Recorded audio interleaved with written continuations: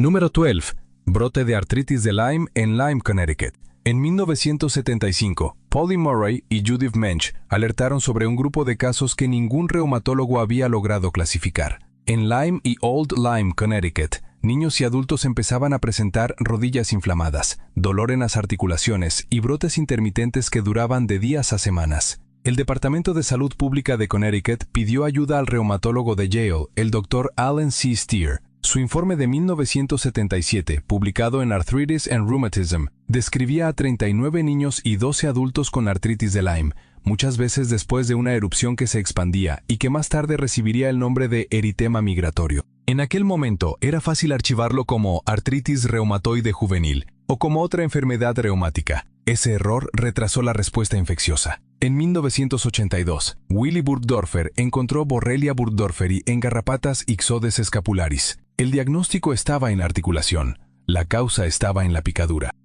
Número 11. Encefalitis por anticuerpos anti-NMDA confundida con psicosis. En 2007, el equipo de Joseph Dalmau, en el Hospital de la Universidad de Pensilvania, describió en Annals of Neurology la encefalitis por anticuerpos contra el receptor NMDA. Era un ataque autoinmune contra la subunidad GLU-N1, parte de un receptor clave para la memoria y la conducta. Al principio puede parecer el primer episodio de un cuadro esquizofrénico. Paranoia, alucinaciones, agitación, un paciente joven que de pronto parece inaccesible. Todo apunta a una evaluación psiquiátrica, pero después la imagen se rompe. Días o semanas más tarde llegan las convulsiones, los movimientos anormales, la pérdida del habla, los signos vitales inestables, la disminución de la conciencia y la dificultad para respirar por cuenta propia. Un estudio publicado en The Lancet Neurology en 2013, con 577 pacientes, encontró una mediana de edad de 21 años. Una recuperación importante en el 81% de los casos tras 24 meses y una mortalidad del 6%. El veredicto es implacable. Una demora puede convertir una enfermedad inmunológica tratable en una crisis de cuidados intensivos. Número 10. Brote de la enfermedad del legionario en el Bellevue Stratford de 1976. En julio de 1976, la 58ª Convención de la Legión Americana de Pensilvania reunió a más de 2,000 legionarios, familiares y visitantes en el Hotel Bellevue Stratford de Filadelfia. Entre el 21 y el 24 de julio, todos pasaron por el mismo vestíbulo, los mismos pasillos, los mismos salones y el mismo aire recirculado. Pocos días después llegaron la fiebre alta, la tos, el dolor en el pecho y la neumonía. En los primeros informes, aquello quedó mezclado con el miedo a la gripe y a la gripe porcina. Era fácil señalar la epidemia que todo el mundo ya temía, pero una intoxicación alimentaria no encajaba. El contagio de persona a persona tampoco. Para el 2 de agosto, 18 asistentes habían perdido la vida. El balance final llegó a 221 personas enfermas y 34 fallecimientos. En enero de 1977, el microbiólogo de los Centros para el Control y la Prevención de Enfermedades, Joseph E. McDade, encontró Legionella neumófila en tejido pulmonar de las víctimas.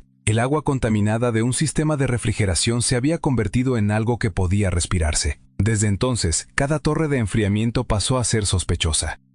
Número 9. Brote de listeria por queso blando en California en 1985. En 1985, las primeras señales parecían tragedias aisladas. Mujeres embarazadas perdían sus bebés. Recién nacidos llegaban al hospital con infecciones graves, muchos directamente a incubadoras de cuidados intensivos. En todo el condado de Los Ángeles, aquello habría sido registrado como una emergencia obstétrica o como una infección neonatal. Nadie habría mirado hacia la mesa familiar, hacia la comida que quedaba intacta en el refrigerador. La listeriosis todavía no encajaba del todo en la idea de una enfermedad transmitida por alimentos. Pero entonces, una investigación conjunta de los CDC y las autoridades del condado empezó a colocar los casos sobre un mismo mapa, y los puntos llevaron a un producto muy concreto. Queso blando de estilo mexicano fabricado por Jalisco Products, una empresa del área de Los Ángeles, incluido el queso fresco. 142 casos fueron vinculados a Listeria monocitógenes, serotipo 4b. Al menos 48 personas perdieron la vida, entre ellas fetos y recién nacidos. La leche había sido pasteurizada, pero el queso probablemente se contaminó después o fue mezclado con leche sin pasteurizar durante el proceso. Las autoridades retiraron el producto de las tiendas y cerraron la planta. Lo que parecía un detalle invisible en una pequeña fábrica terminó recorriendo pasillos de hospital, dejando incubadoras vacías y familias frente a camas silenciosas. Aquel punto ciego ya tenía un saldo imposible de ignorar.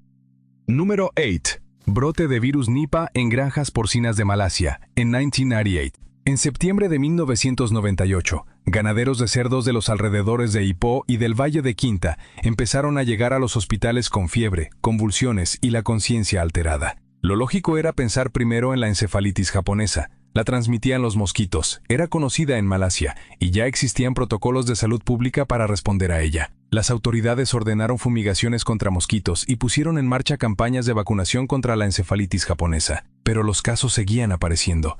Y el patrón no encajaba. La encefalitis japonesa solía afectar a niños. Estos pacientes eran hombres adultos, unidos por el contacto directo con cerdos, y el brote avanzaba siguiendo el comercio porcino hacia Negueri Sembilan y Selangor. En marzo de 1999, el Dr. Chua Kao Bing aisló un nuevo paramyxovirus en líquido cefalorraquídeo en la Universidad de Malaya. El balance final fue de 276 casos confirmados, 106 personas que perdieron la vida y más de 1 millón de cerdos sacrificados. El diagnóstico correcto llegó cuando el rastro ya se extendía por 3 estados.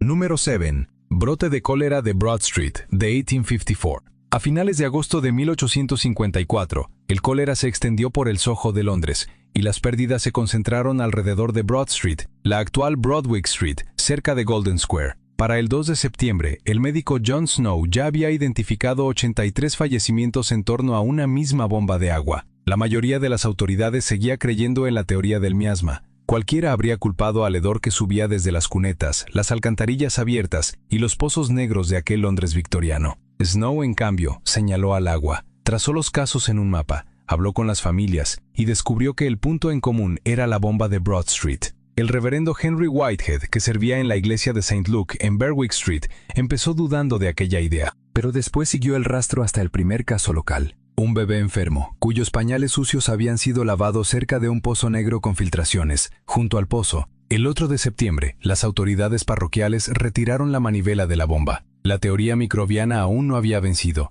pero aquel mapa ya había destruido la coartada del aire.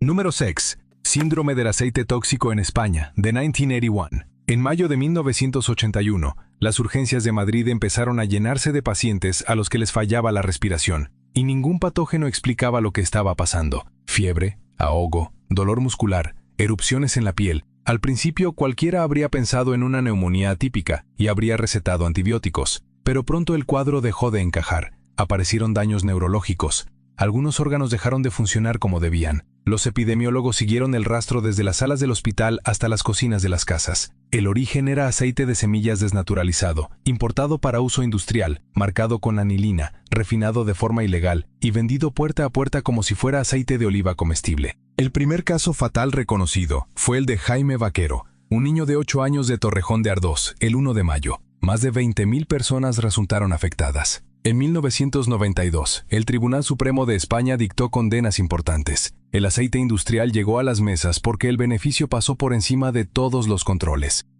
Número 5. Epidemia de pelagra en el sur de Estados Unidos. A comienzos del siglo XX, en el sur de Estados Unidos, la pelagra avanzaba por los poblados de las fábricas textiles, las granjas de aparceros, las prisiones, los asilos y los orfanatos. Allí donde comer significaba harina de maíz, melaza y tocino salado. El patrón se repetía como una condena. Las 4 Ds: dermatitis, diarrea, demencia y un desenlace fatal. En 1912, Carolina del Sur registró alrededor de 30.000 casos, con una mortalidad del 40% entre los pacientes reportados. Todo parecía apuntar al contagio, y las autoridades lo creyeron. A los enfermos los enviaban a salas de aislamiento y los trataban como amenazas, no como advertencias. En 1914, el médico del Servicio de Salud Pública, Joseph Goldberger, revisó esas instituciones y encontró que la exposición común no estaba en el aire, sino en el menú. En la prisión estatal de Rankin, en Mississippi, en 1915, 6 de 11 reclusos voluntarios desarrollaron pelagra con una dieta limitada a maíz. Cuando llegó una alimentación mejor, con verduras frescas, pan y leche, la enfermedad se detuvo. En 1937, Conrad Elvehem identificó la niacina. Al enriquecer la harina, la epidemia se vino abajo. El germen que faltaba era la pobreza. Número 4. Primeros casos de SIDA mal clasificados como GRID. En 1981, médicos de hospitales en Los Ángeles, Nueva York y San Francisco empezaron a ver un patrón que no encajaba con nada conocido. Hombres jóvenes, sanos, muchos de ellos gays, llegaban con neumonía por Pneumocystis carini, sarcoma de Kaposi y sistemas inmunitarios que parecían haberse venido abajo. El 5 de junio, los CDC informaron de 5 casos en Los Ángeles. El 3 de julio, añadieron 26 hombres más en Nueva York y California, con sarcoma de Kaposi o infecciones oportunistas. Para finales de ese año, los CDC ya tenían 337 informes de inmunodeficiencia grave. 130 pacientes habían perdido la vida. Después llegó la etiqueta GRID, inmunodeficiencia relacionada con los gays, como si el riesgo estuviera en la identidad y no en la exposición. Pero la hemofilia, las transfusiones de sangre, las parejas heterosexuales y el uso de drogas inyectables rompieron esa explicación demasiado simple. En septiembre de 1982, el nombre SIDA sustituyó a GRID. Luc Montagnier aisló el retrovirus en 1983. Robert Gallo lo vinculó con el SIDA en 1984. Para entonces, la demora ya le había dado al brote su primera ventaja.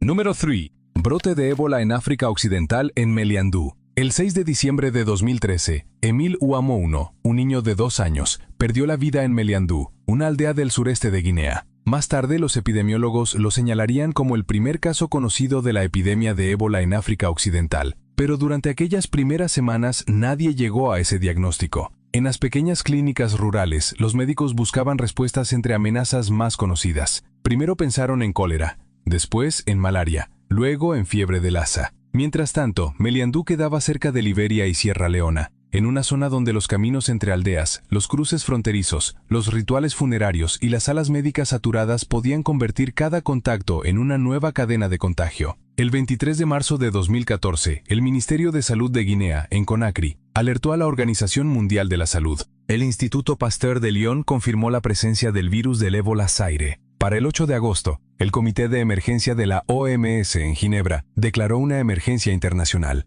Para entonces, ya había equipos con trajes de protección, centros de tratamiento improvisados, brigadas funerarias y controles en las carreteras. Pero el brote ya se había adelantado al mapa. Al final, la epidemia alcanzó 28.616 casos reportados y 11.310 personas que no sobrevivieron. Número 2. Tuberculosis vertebral tratada como cáncer de pulmón metastásico. En 2012, médicos de Corea del Sur describieron el caso de una mujer de 67 años con adenocarcinoma de pulmón y un dolor de espalda que iba empeorando. Las imágenes de la columna torácica mostraban lesiones destructivas en las vértebras. Con ese antecedente de cáncer, la lectura parecía obvia: metástasis óseas. Recibió radioterapia paliativa, pero el dolor no cedió y los síntomas neurológicos siguieron avanzando. Algo en esa evolución no encajaba con una respuesta esperable al tratamiento. En el Hospital Universitario Kyung-hee, en Seúl, el tejido cambió la historia. Al microscopio, los patólogos encontraron inflamación granulomatosa crónica con necrosis caseosa y se confirmó la presencia de Mycobacterium tuberculosis. El diagnóstico real era espondilitis tuberculosa, la enfermedad de Pott. El tratamiento pasó entonces a la terapia antituberculosa estándar. La advertencia es directa: en lugares donde la tuberculosis sigue presente, el cáncer puede convertirse demasiado rápido en la explicación equivocada.